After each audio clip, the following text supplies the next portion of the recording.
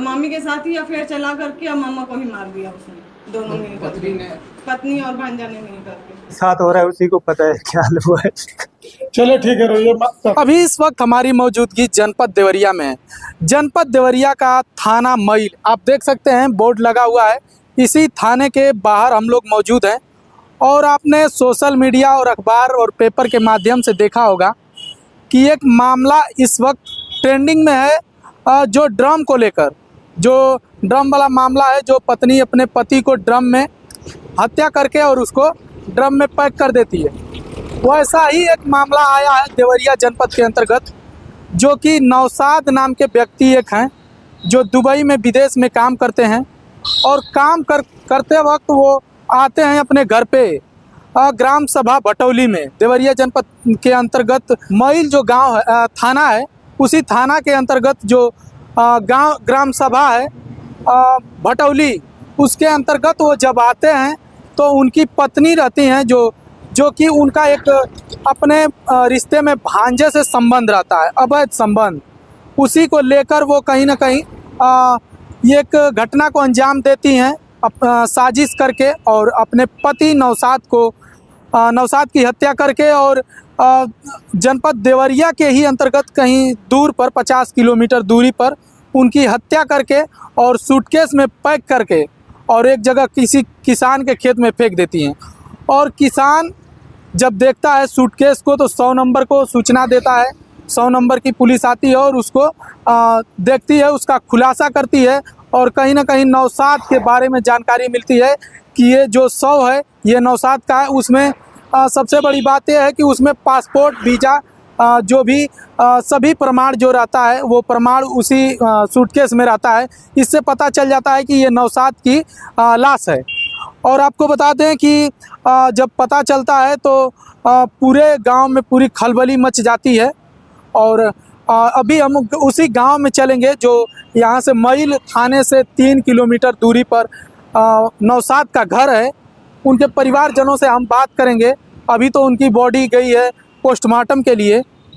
आपके भाई कहाँ रहते थे, कब आए थे? मेरे भाई दुबई रहते थे, 1 हफ्ते भी नहीं हुआ था अभी उनको आ गया, फिर रिटर्न भी उनको जाना था। जब तक यही सब हत्या हो गया, उसका उनकी बीवी का अपने सगे भांजे से उसका अफेयर था और वो दोनों ने मिल करके मेरे भाई को हत्या किया है। और सूटकेस में उनको जान से मार के सूटकेस में भर के ले जाके खूब दूर फेंक दिए हैं सब। उसके बाद हम लोग को पता चला कि हाँ ऐसा ऐसा हुआ है। यही दोनों मारे हम लोग 100% श्योर है और इन दोनों को फांसी की सजा होनी चाहिए। जो मारे हैं और जो मरे हैं, इन लोगों का रिश्ता क्या है?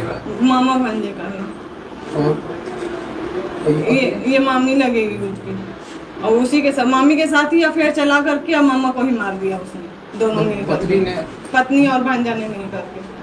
क्या चाहते हैं आप? हम लोग फांसी चाहते हैं, दोनों को, भांजा को भी और उनकी पत्नी को भी, दोनों को फांसी चाहते हैं। भांजा का घर कहाँ है? इधर ही है, किसी गांव में। हाँ। क्या नाम है भांजे का? रुमान।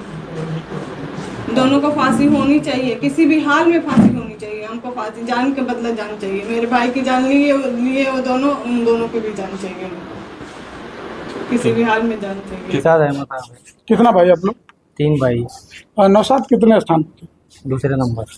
तो नौशाद की शादी कब को हुई थी? क्या ध्यान में तो नहीं है, 16 में। अच्छा, 15-16 में हुआ है। अच्छा। तो भैया ये जो मामला हुआ है नौशाद के साथ, आपको जानकारी कब हुई? हमको तो अब वहाँ से तरकुलवा से जानकारी हुई। अच्छा, पहले कुछ भी हमको पता ही नहीं था। जहाँ लाश मिली थी? जी, वहाँ से हमको फोन आया। अच्छा। नंबर किसी से उन्होंने लिए हैं, वहाँ के थानेदार। अच्छा। फिर हमको कॉल किए, हम कॉल किए तो पूरा एकदम सुन के एकदम हालत खराब होगी वही हमारा। तो भाई हमारा सवाल ये है कि क्या ये प्लानिंग के तहत हुआ है? अब आप पुलिस जांच कर रही है। अच्छा, ठीक है। कुछ लोग पकड़े भी गए? कुछ लोग पकड़े भी गए हैं।